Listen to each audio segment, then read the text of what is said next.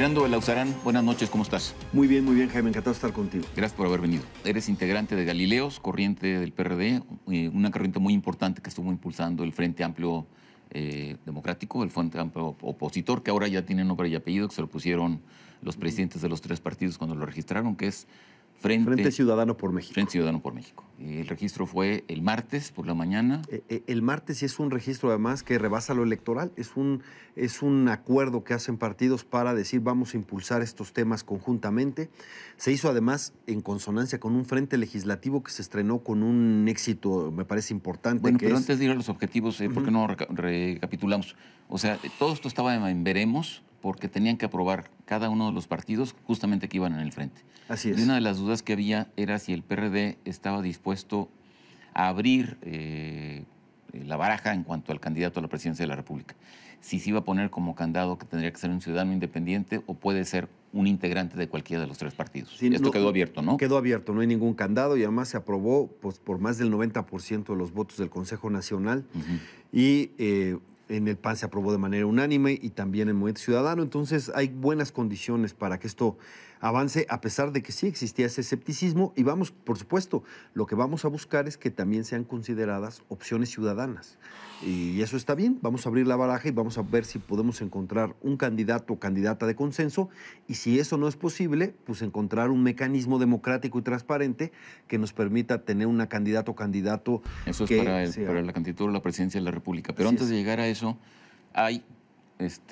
se conjugan elecciones locales. Sí, así es. El 1 de julio del próximo año. Sí, ¿no? la idea es llevar el frente. Entonces, este frente será a todo el país. A todo el país. Esa es la idea, ¿no? Lo cual lo hace relativamente complicado, porque quiere decir que en todo el país tiene que haber candidatos de unidad.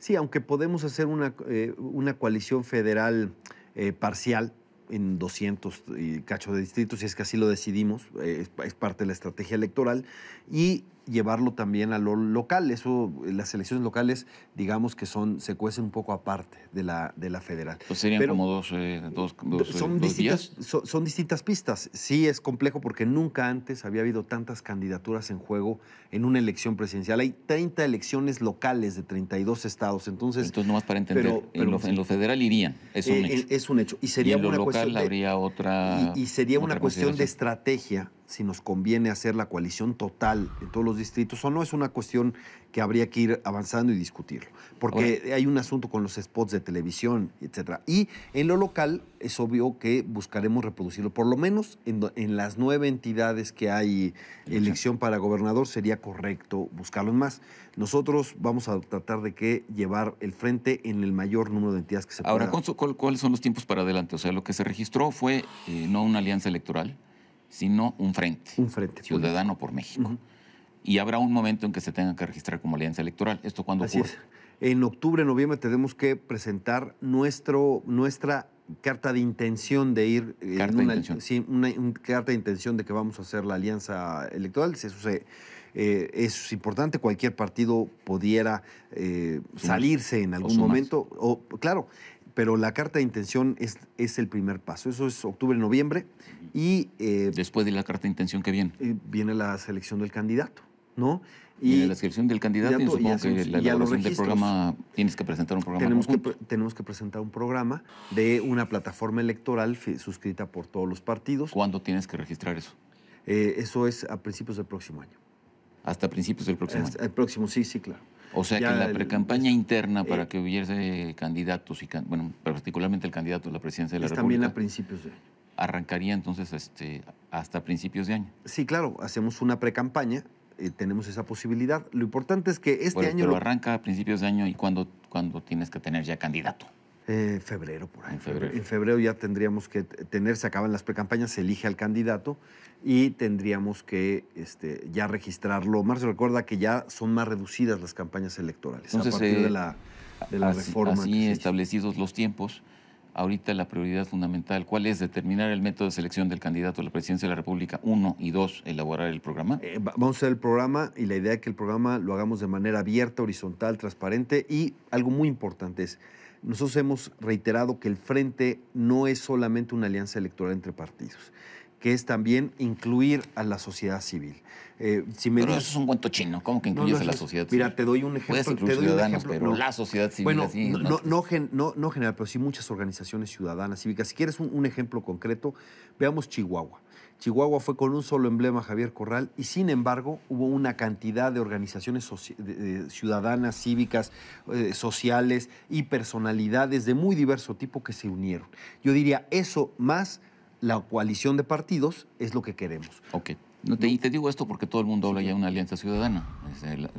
No hace mucho estuvo aquí Arturo Zamora, que bien lo conoces, y habló de una alianza ciudadana del PRI con los ciudadanos. Y luego, no sé, pues Morena también dice, o sea, todo el mundo dice alianza ciudadana. Claro, pero los ciudadanos, pues son una entidad amorfa, ¿no? Por supuesto. Organizaciones civiles, pues sí hay. Claro, y la sociedad civil es plural, es heterogénea, por supuesto.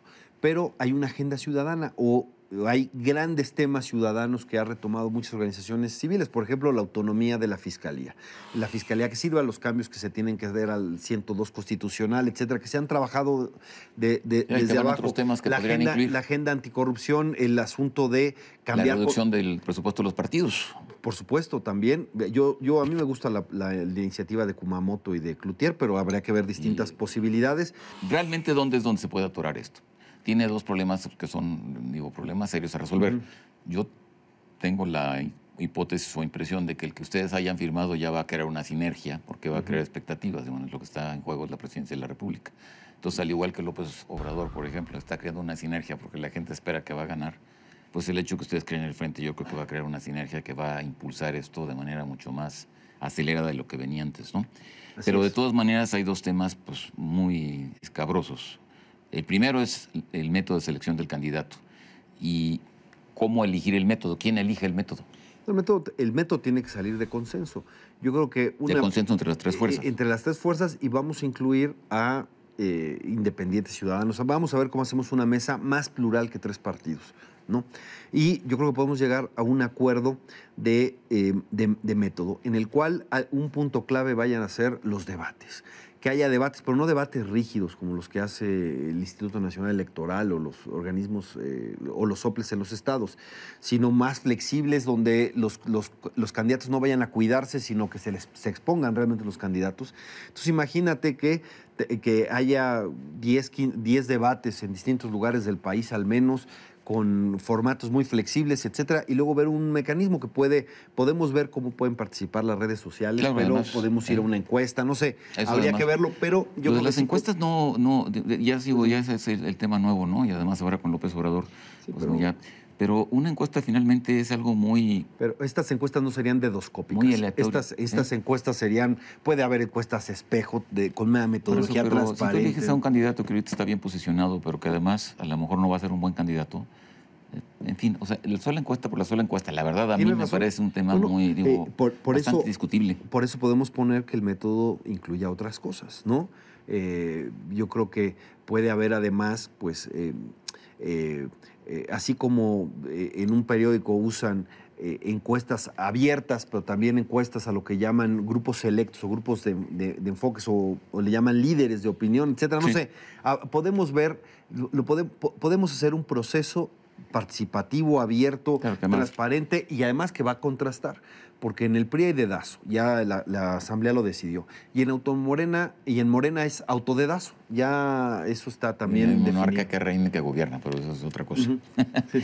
Bueno, el hecho es que entonces ustedes tendrían que tener candidato como frente, sí se registra el frente ya como alianza electoral, justamente a principios de año, ¿no es cierto? Así es. Bueno, sí, tendríamos que el otro tema que me llama la atención es que en este acuerdo donde saqué el Frente Ciudadano por México, hablan ustedes de conservarlo hasta 2014, o sea, es un frente por 6 años. Pero pues cualquiera que ha firmado un contrato de cualquier naturaleza sabe que los contratos se pueden romper. Sí, claro. Entonces, pues eso es un wishful thinking, ¿no? Pues queremos llegar hasta el 2014, pero pues cómo tú amarras a estos tres partidos con lo que puede ser la política en 3 o 4 años, no sé. Bueno, sí hay ciertas maneras de amarrar cómo y que tienen cierta vinculación. Por supuesto, todo acuerdo finalmente es de voluntad y puede romperse. Pero nosotros un compromiso que vamos a adquirir, lo estamos diciendo desde el principio, es los gobiernos de coalición. Si hay un gobierno de coalición, entonces se tiene que aprobar un plan de gobierno. Y ese plan de gobierno es vinculante porque es aprobado por el Congreso. Pero esos planes de gobierno, por ejemplo, en un sistema parlamentario de repente se rompen porque hay partidos que se salen. Sí, bueno, pero ya que haya un programa de gobierno y que haya un gabinete elegido también por el Congreso, pues da por lo menos da cierta ¿Ese mayor es el punto?